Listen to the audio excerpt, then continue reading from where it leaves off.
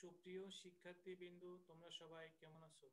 আশা করি আল্লাহর রহমতে সবাই ভালো আছো। বর্তমান এই শীতকালে করোনার প্রকোপটা একটু বৃদ্ধি পেয়েছে। আশা করি তোমরা বাসায় অবস্থান করে আমাদের এই অনলাইন ক্লাসগুলো উপভোগ করবে।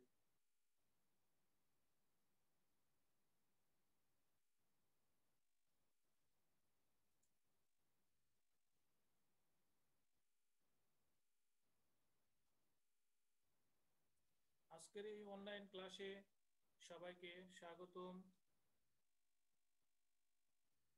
প্রথমে আসি শিক্ষক পরিস্থিতি। আমি মোহাম্মদ সানোয়ার হোসেন, সহকারী শিক্ষক, Krishi Pallabi MI model high school. আজকে তোমাদের জন্য আমি দশম শ্রেণীর জন্য কৃষি বিজ্ঞান নিয়ে উপস্থিত হয়েছি। দেখো, বিষয় কৃষি শিক্ষা, দশম শ্রেণী, সপ্তম অধ্যায়। সপ্তম অধ্যায়ে গাভীর দুগ্ধ দহন নিয়ে আমি আজকে আলোচনা করব। প্রথমে আসি, দেখো আমরা একটা ছবি দেখতে পাচ্ছি, কিছু গাভীর ছবি আমরা দেখতে পাচ্ছি। এটি হচ্ছে পারিবারিক দুগ্ধ খামার।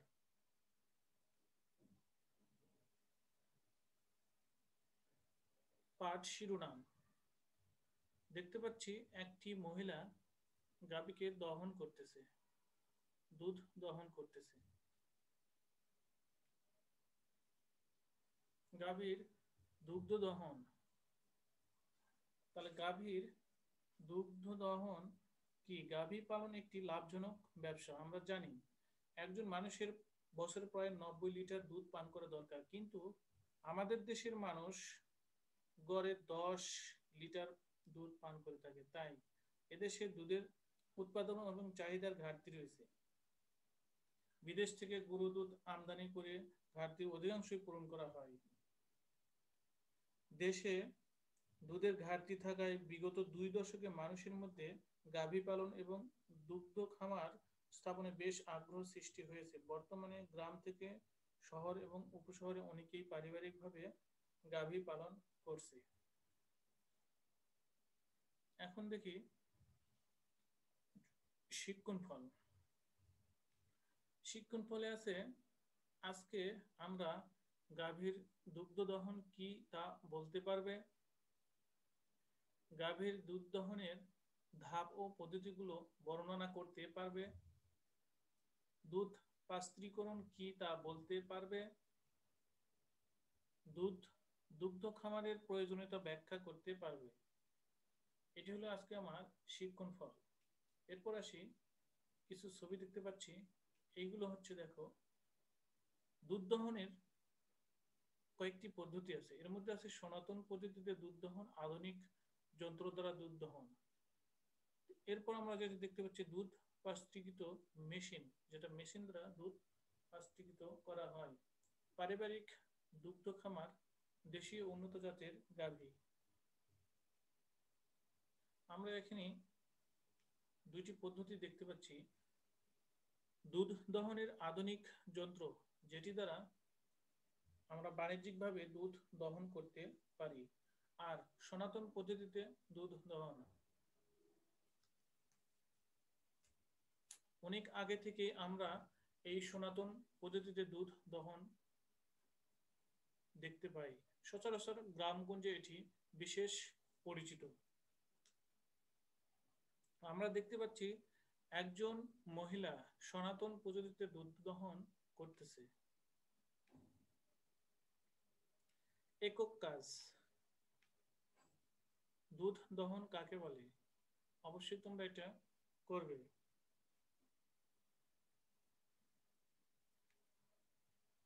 একটি আমরা গাভী দেখতে পাচ্ছি, এটি হচ্ছে উন্নত জাতের গাভী, যেখানে দুধের পরিমাণ প্রায় 20 থেকে 25 লিটার পাওয়া যায়। আর এটি আমরা দেখতে পাচ্ছি দেশি জাতের গাভী, 3 থেকে 5 বা 6 লিটার দুধ আমরা পেয়ে থাকি। এখন আসি দুধ দহনের বিভিন্ন ধাপ। দুধ দহন হচ্ছে গাভীর ওলান থেকে দুধ সংগ্রহের প্রক্রিয়াকেই দুধ দহন বলে। তাহলে দুধ দহনের বিভিন্ন ধাপ আমরা কি, প্রথম ধাপে কি আছে, দুধ দহনের সময়। অবশ্যই প্রতিদিন 2 বার অথবা 3 বার দুধ দহন করা যায়। নির্দিষ্ট সময়সূচি মেনে দুধ দহন করলে দুধের উৎপাদন বাড়ে। এরপর আছে কি দেখো, আমরা দেখতে পাচ্ছি গাভীর গাভী প্রস্তুত করা, অর্থাৎ দুধ দহনের পূর্বে কখনোই গাভীকে উত্তেজিত বা বিরক্ত করা যাবে না। কোনো অবস্থায় গাভীকে মারধর করা যাবে না। দুধ দহনের পূর্বে গাভীর ওলান বা বাট কুসুম গরম পানি দিয়ে পরিষ্কার করে নিতে হবে। তারপর পরিষ্কার কাপড় বা তোয়ালে দিয়ে ওলান ও বাট মুছে দিতে হবে। এরপর আছে কি, গোয়ালা, গোয়ালার প্রস্তুতি, অর্থাৎ গোয়ালা হচ্ছে যে দুধ দহন করবে তাকে গোয়ালা বলা হয়। অর্থাৎ দহনের পূর্বে গোয়ালাকে পরিষ্কার কাপড় পরিধান করতে হবে। গামছা অথবা কোনো কাপড় দিয়ে মাথার চুল ভালো করে ঢেকে রাখতে হবে। দহনের সময় নখ ভালো করে কেটে নিতে হবে, যাতে নখের কোনো আঁচড় কোনো বাটে বা ওলানে না লাগে। দুধ দহনের সময় দহনকারীর বদ অভ্যাস থাকে। আবার অনেক সময় দেখা যায় থুতু ফেলা, নাক ঝাড়া, এমনকি কথা বলা, এগুলো ত্যাগ করতে হবে। এরপর আসি কি, দহনের জন্য পরিষ্কার পাত্র ব্যবহার করা। অবশ্যই দহনের জন্য আমাদের পরিষ্কার পাত্র ব্যবহার করতে হবে। ওলান থেকে দুধ দহনের সময় বালতির পরিবর্তে গম্বুজাকৃতির ঢাকনা সহ স্বাস্থ্যসম্মত হাতওয়ালা বালতি ব্যবহার করা উচিত। দুধ দহনের পর দুধের পাত্র প্রথমে গরম পানি দিয়ে এবং পরে ব্রাশ দিয়ে ঘষে পরিষ্কার করে ঠান্ডা পানি দিয়ে ধুয়ে ফেলতে হবে এবং পরবর্তীতে দহনের পূর্বে পর্যন্ত তাকে পাত্রগুলো উল্টে রাখতে হবে। এখন আসি, দেখো, গাভীকে মশা মাছি মুক্ত রাখা। অবশ্যই এটা আমাদের প্রয়োজন যে দুধ দহনের সময় মশা মাছি যেন গাভীকে বিরক্ত না করে, সেদিকে খেয়াল রাখতে হবে। এরপর আসি, দেখো, দুধ দহনের জন্য গাভীকে উদ্দীপিত করা, অর্থাৎ গাভীকে শান্ত রাখা। এটা হচ্ছে সবচেয়ে গুরুত্বপূর্ণ একটি ধাপ। বাছুর দ্বারা গাভীর বাট চুষে চুষে অথবা গোয়ালা কর্তৃক ওলান মেসেজ করে দুধকে অবশ্যই উদ্দীপিত করতে হবে। এরপর আসি, দেখো, দহনের সময় গাভীকে খাওয়ানো। দুধ দহনের সময় অবশ্যই গাভীকে ব্যস্ত রাখতে হবে এবং অল্প সময়ের জন্য দানাদার খাদ্য বা সবুজ ঘাস ঘাস খাওয়াইতে হবে। এতে করে গাভী শান্ত থাকে এবং এতে গাভী খাবার খেতে ব্যস্ত থাকে এবং দুধ দহন সহজ হয়। এই হলো দুধ দহনের ধাপ, বিভিন্ন ধাপ। জোড়ায় কাজ, এরপর আসি আমরা, দেখো, দুধ দহনের ধাপগুলো কি কি বর্ণনা করবে। অবশ্যই তোমরা এটা বর্ণনা করবে। দুধ দহনের পদ্ধতি।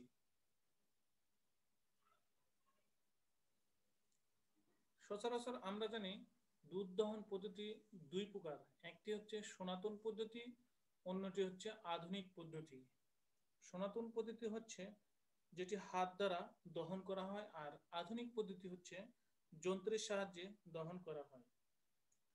যেমন সনাতন পদ্ধতি বা হাত দিয়ে দহন পদ্ধতি, দহনের সময় ওলানের বাটের গোড়া বন্ধ রেখে বাটের উপরে চাপ প্রয়োগ করতে হয়, ফলে বাটের মধ্যে জমা থাকা দুধগুলো বের হয়ে আসে। আবার চাপ সরিয়ে নিলে সাথে সাথে ওলানের বাট দুধে এসে জমা হয়ে যায়। এভাবে প্রক্রিয়াটি বারবার চলতে থাকে।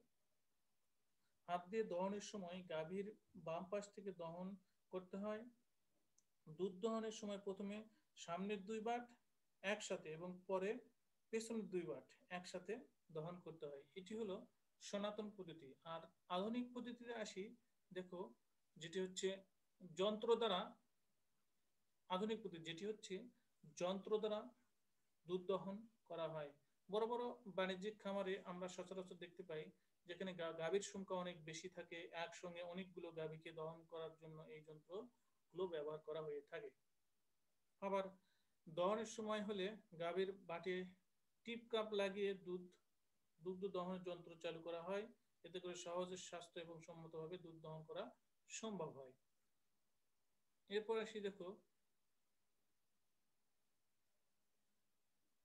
আমরা ছবি দেখতে পাচ্ছি দুধগুলো সংগ্রহ করতেছে। সচরাচর আমাদের বাংলাদেশের মধ্যে পাবনা, সিরাজগঞ্জ, কুষ্টিয়া এইগুলোতে পারিবারিক খামারগুলো সবচেয়ে বেশি দেখা যায় এবং সেগুলো দুধ সংগ্রহের প্রক্রিয়া আমরা আজ জানব কিভাবে দুধ সংগ্রহ করা হয়। দুধ দুধ সংরক্ষণ পদ্ধতি সচরাচর দুই ধরনের হয়ে থাকে: দুধ সংরক্ষণের সনাতন পদ্ধতি, দুধ সংরক্ষণের আধুনিক পদ্ধতি। তাহলে সনাতন পদ্ধতি এবং আধুনিক পদ্ধতি কি আমরা আজকে জানব। সনাতন পদ্ধতি হচ্ছে দুধ তাপ দ্বারা ফুটিয়ে সংরক্ষণ করা। পারিবারিকভাবে এটি সবচেয়ে সহজ পদ্ধতি। একবার গরম করলে 4 ঘন্টা ভালো থাকে। তাই 4 ঘন্টা পর পর 20 মিনিট করে ফুটালে প্রায় সব রকম রোগ উৎপাদনকারী জীবাণু ধ্বংসপ্রাপ্ত হয়। তবে এতেও দুধের পুষ্টিমান কিছুটা কমে যায়, কেননা উচ্চ তাপ প্রক্রিয়ায় কিছু সংখ্যক ভিটামিন ও অ্যামাইনো অ্যাসিড নষ্ট হয়ে যায়। এটি হলো সনাতন পদ্ধতি দুধ সংরক্ষণ।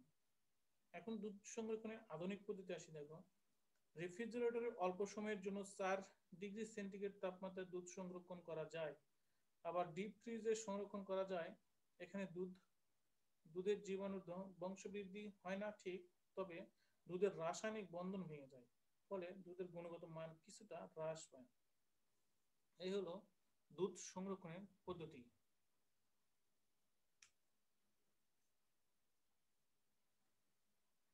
এরপর আমরা দেখতে পাচ্ছি পাস্তুরিকৃত একটি মেশিন, দুধ পাস্তুরিকরণের আধুনিক মেশিন। অর্থাৎ আমরা যে দুধ প্যাকেটজাত যে দুধ আমরা খেয়ে থাকি সেটি হচ্ছে পাস্তুরিকরণ দুধ। দুধ পাস্তুরিকরণ দুধ পাস্তুরিকরণের প্রকারভেদ। দেখো, নিম্ন 1 নাম্বার, কয়টি প্রকার? 3 প্রকার। যেমন নিম্ন তাপ দীর্ঘ সময় পাস্তুরিকরণ 62.8 ডিগ্রি সেন্টিগ্রেড তাপমাত্রায় 30 মিনিট সময়ের জন্য। আবার দেখাচ্ছে 2 নাম্বার, উচ্চ তাপ কম সময় পাস্তুরিকরণ 72.2 ডিগ্রি সেন্টিগ্রেড তাপমাত্রা 15 সেকেন্ডের সময়ের জন্য।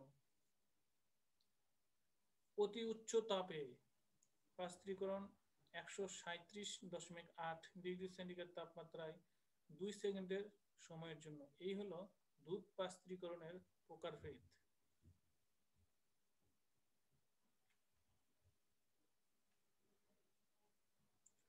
দলীয় কাজ। আজকে তোমাদের জন্য দলীয় কাজ হচ্ছে দুধ পাস্তুরিকরণের 2টি করে সুবিধা ও অসুবিধা লিখো। এখানে আসি। দেখো, সুবিধা: পাস্তুরিকৃত দুধ নিরাপদ, কেননা এতে রোগ উৎপাদনকারী জীবাণু ধ্বংস হয়। এই প্রক্রিয়ায় দুধের পুষ্টিমান সঠিক থাকে, কেননা বিষাদের কোনো সৃষ্টি হয় না। অসুবিধা: দেখো, তাপ সংবেদনশীল ভিটামিন নষ্ট হয়ে যেতে পারে। আবার উচ্চ তাপজনিত কিছুটা বিষাদের সৃষ্টি হতে পারে। এটি হলো সুবিধা অসুবিধা দুটি। তোমরা অবশ্যই এটি লিখবে। এটি আমরা আগেই দেখছি যে দুধ পাস্তুরিকরণের মেশিন। মূল্যায়ন: পাস্তুরিকরণের প্রকারভেদগুলো কি তা লিখবা। অবশ্যই তোমরা এটা বাছাই করবে। বাড়ির কাজ: পারিবারিক দুগ্ধ খামারের প্রয়োজন কেন তা নিজের ভাষায় বিশ্লেষণ করবে। অবশ্যই এটা তোমরা বাসায় বসে নিজ নিজ ভাষায় এটা বিশ্লেষণ করবে।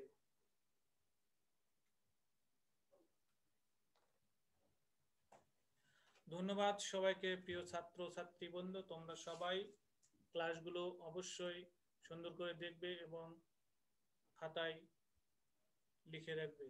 আমরা সেটা অবশ্যই মূল্যায়ন করব। সকলকে ধন্যবাদ আজকের জন্য। আল্লাহ হাফেজ।